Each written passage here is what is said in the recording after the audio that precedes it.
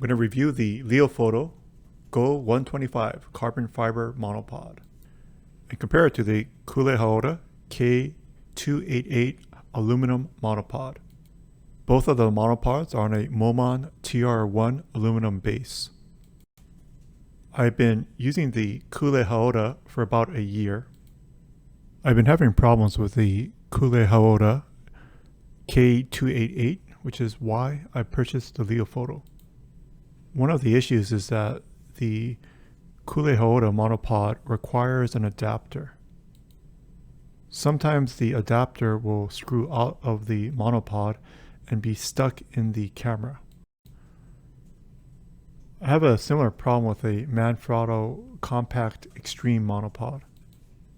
There doesn't appear to be a way to screw the Manfrotto Compact XTreme into a monopod base without some type of adapter. For these monopods that require an adapter, the adapter may get stuck on either the monopod or the base. The Leofoto Go-125 comes with the right screws so that you can attach it directly to the base without an adapter.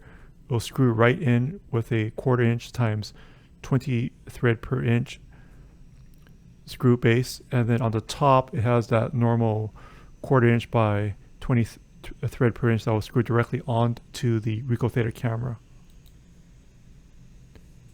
It's also a bit shorter, which is the main downside. But the question is, do you actually need the additional height that would be offered by other monopods? And this was kind of the trap I fell into when I first purchased the monopod. So the Koolehaoda is cheaper and it's longer.